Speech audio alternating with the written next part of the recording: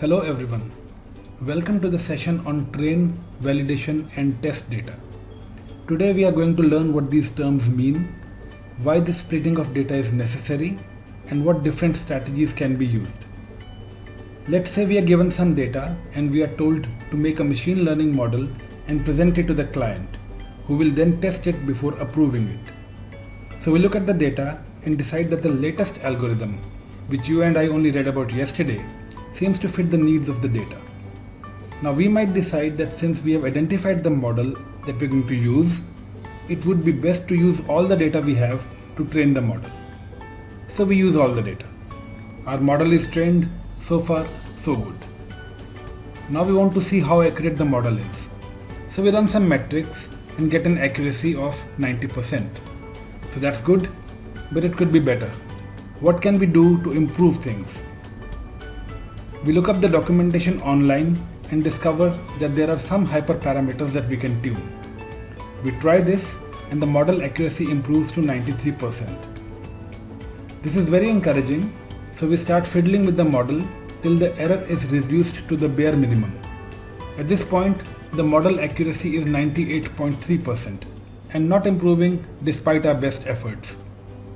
So after a while, we decide to finalize things and present our model with 98.3% accuracy. But we're in for a shock. Our wonderful model fails to perform when the clients bring new data. The accuracy is only 88%. So what happened? Well, basically we overfitted the model. We tuned it so much that it memorized the entire data that was given and therefore failed to generalize. So clearly using all the data for the training was not the best thing to do. The solution to our problem is splitting of data. We need to make portions of it to ensure that the final model performs well in the wild. Let's take a look at how splitting works. So we make three portions of the data: the training set, the validation set and the testing set.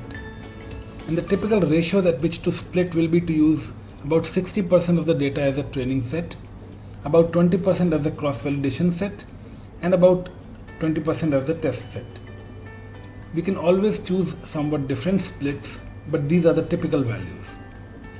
The training data is used for the initial training of the model.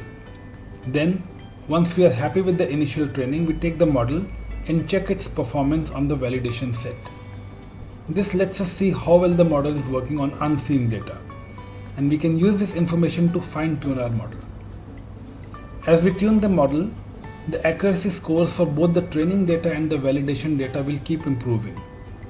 This happens to a point, but then the model starts to perform poorly on the validation set. This is an indication of overfitting.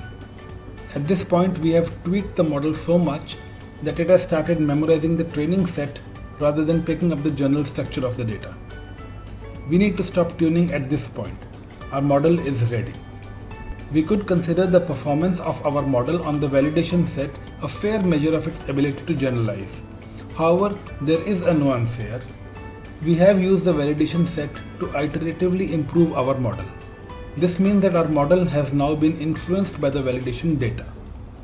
Because of this, any measure of performance that we record using the validation data is no longer an appropriate measure of generalization. This is the time to bring out the test data. We run our optimized, fine-tuned model on the test data, and the performance metric we obtain on this test data is a true measure of how our model will perform on unseen data. Now remember, it is easy to get tempted to improve the test data scores by further tuning the model. This should never ever be done, or it defeats the entire purpose. Keep in mind that every change made to a model after testing it on any dataset tailors the model to that dataset. Therefore, if you do tune the model further, then even the test data is no longer an objective measure of generality. In such a situation, the test set becomes just another validation set. There is a slight variation on the procedure. We call it the k-fold cross-validation. The k-fold cross-validation splits the dataset into k chunks of equal size. We train the model on k-1 chunks and test it on the remaining one chunk, repeating the procedure k times so that every chunk gets used as a validation set. This makes better use of the training data and averages the performance metrics. Once a model has been fitted and trained using k-fold cross-validation, then the test set can be used to get an idea of generalization. There are some special considerations that need to be taken care of when splitting data. Firstly, any transformations must be applied to features consistently across the data subsets. For example, you cannot have scaled data in training and unscaled data in validation.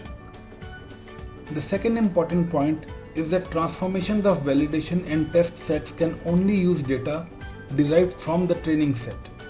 This is required to prevent leakage. If we take precautions, we will have a model that performs well on unseen data, which is the ultimate aim of our model building. Now, let us summarize the important points from today's session. Using all data to train a model right away is a bad idea, as we can have no estimate of how well it will generalize. Such a strategy is almost certainly going to cause overfitting. A better idea is to use a validation set for tuning the model and a final separate test to estimate the final model performance. While splitting the data, be very careful to avoid data leakage. Do not be tempted to improve the performance of a model using the results of the test data. That's it for today. Thank you for watching.